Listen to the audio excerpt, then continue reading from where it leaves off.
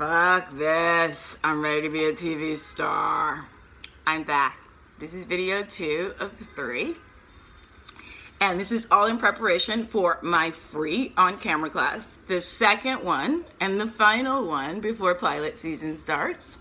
The last one was such a hit that I'm doing it again and giving folks a chance to jump on board. So the free on-camera class will happen this Sunday. And in order to join it, you have to watch all 3 videos because I'm going to ask you 3 questions about these videos. And the people that get it right get to get free on-camera coaching with me in Sunday's class. Sunday's class will be virtual on Zoom. You'll have a camera in front of you like your phone, and you'll dial into a link, and I'll talk to you, and we'll coach sides for pilot season. So, the last video we talked about the 3 things that you absolutely need to book an on-camera job. That series regular, that recurring, that you have been dying to have in your arsenal forever. You have been out here doing the grind, you got the training, you get 3 on-camera auditions a year. Or if you do get, 4 or 5 a month or a lot during pilot season, you go in and something is missing. You don't book the job. You don't get feedback that's positive or negative. You don't get callbacks. You go through pre-screens and they don't call you for the actual audition. You don't have producer sessions. You don't get to screen test. You don't get put on hold. All this stuff, which means basically you're not getting closer to your goal. And the purpose of these classes is so you don't spend another pilot season going, I'm not getting younger and a show am getting broker. Where's the dream? So that's what I've been talking about in these videos. And I talked about 3 things last time, and then I was like, oh no, we need a 4th one. The most important thing that I talked about that you need last video was how to create the reality. That first opening moment creates the reality in a TV audition. Because guess what? If the scene is taking place in a police station, if it's taking place in a coffee shop, you're not in a coffee shop and you're not at a police station in the audition. How do you create the reality of actually being there?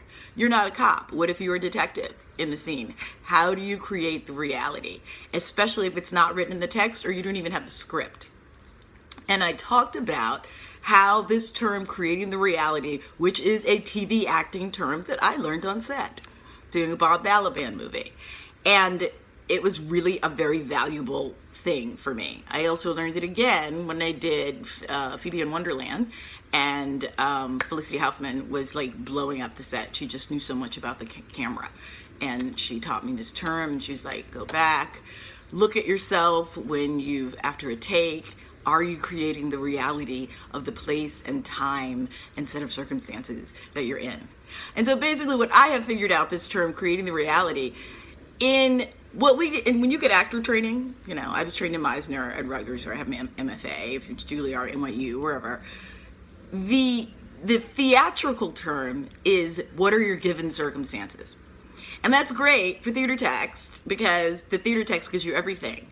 Television text, it's about the subtext. So actually, the scene is not happening on the page.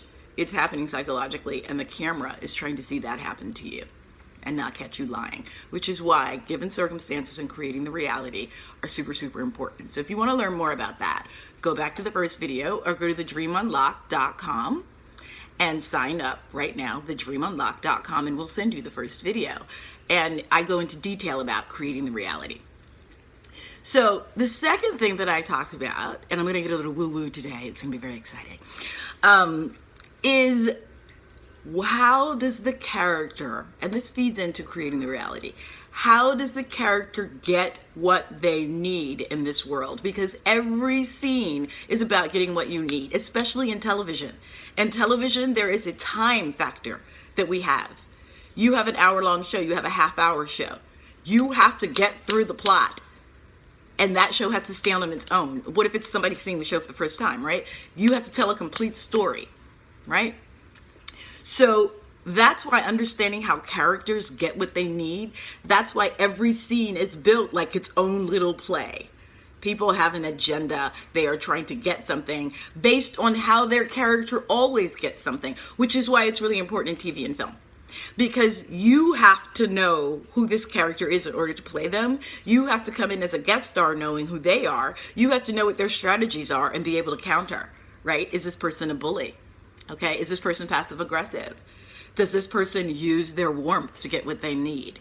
Does this person stroke and make you feel good? And, you know, how do they get you to give them what they need and make it feel like it was your idea?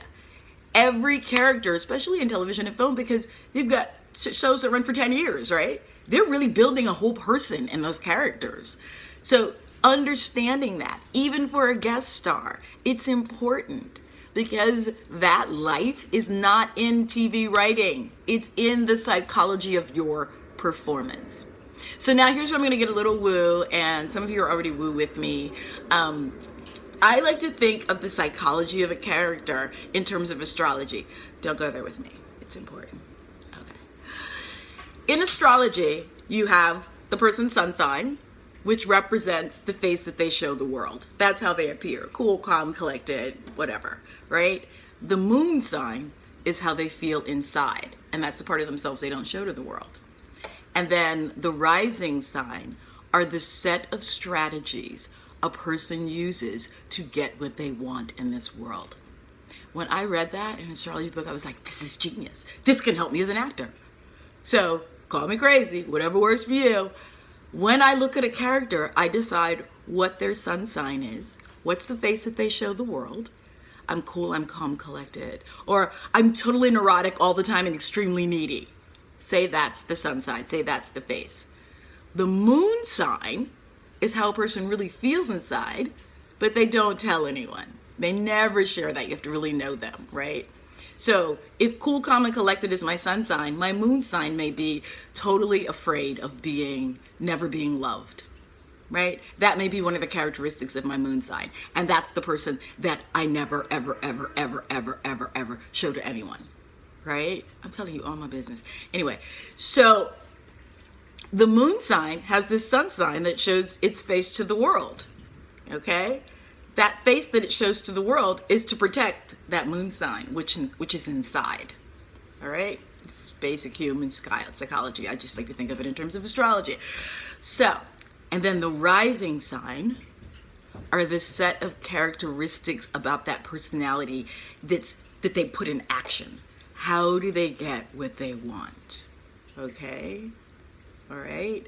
Whenever I'm looking at a character, I immediately identify what those factors are, and it helps me put together a character.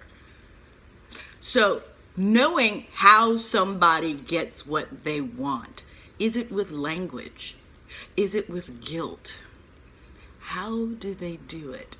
My rising sign happens to be Leo, okay? Leos are the quintessential actors. They're performers, they're entertainers who like everybody to feel good and laugh and smile, which is why my videos are mad dramatic, because that's how I get people to open up to what I want, to receive what I'm giving, or to do what I want them to do. If it's on stage, I want you to empathize with my character, right? If it's in this video, I want you to really listen to this information, and the way that I do that is through my wit, my humor, my drama, my hot pink nails, my very big hair. I'm performing for you. That is how I get what I need in the world, in my public face, right? My private face is a nurturer and a giver and a mommier and a mama bear, right? Same thing.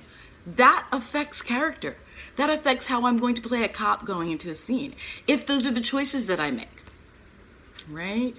Do an analysis of some of your favorite characters on television. What is the face that they show to the world? Got it together all the time. Maybe that's it. If it's Mariska Hargitay, right, on Law and Order, that's the sun sign. Their character's moon sign is, I've been hurt. And I've been hurt because I was a woman and because I was vulnerable. So now I protect other women. That's her thing. That's her raison d'etre, right? It drives every decision she makes in investigating a case, right? How she won't let go of certain things. How she'll be fearless about advocating for a woman. How she make the men leave the room if the victim is a woman and she wants to talk to her woman to woman. How she honors that space, right? Her rising sign is her toughness. Okay, and the rising sign again is about how a person gets what they want. Mariska gets what she wants, being direct, tough, never taking no for an answer, fearless about asking questions and pursuing leads, and like a bulldog, she gets a hold of something and she doesn't let go until she has an answer. That's an analysis of that character. If you were going in to do a guest spot opposite her, you need to know what you're walking into the room with and then create a character who can counter that. Because if you do the same thing, then the scene has no conflict, right? How do you counter that? How does your character deal with those set of characteristics? And then you give your character a profile. What's the face they show to the world?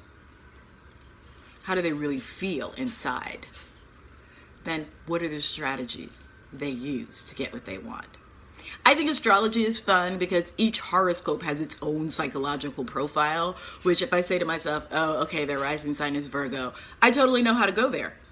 Because of what I know about those horoscopes, that psychological profile, very organized, type A personality, they care for their loved ones very methodically, they focus on one thing at a time, right? I already know that set of profiles. For you, it can come in adjectives, right? How does this person get what they want? Get specific. And sometimes I find going line by line with the script is really, really, really, really, really, really helpful.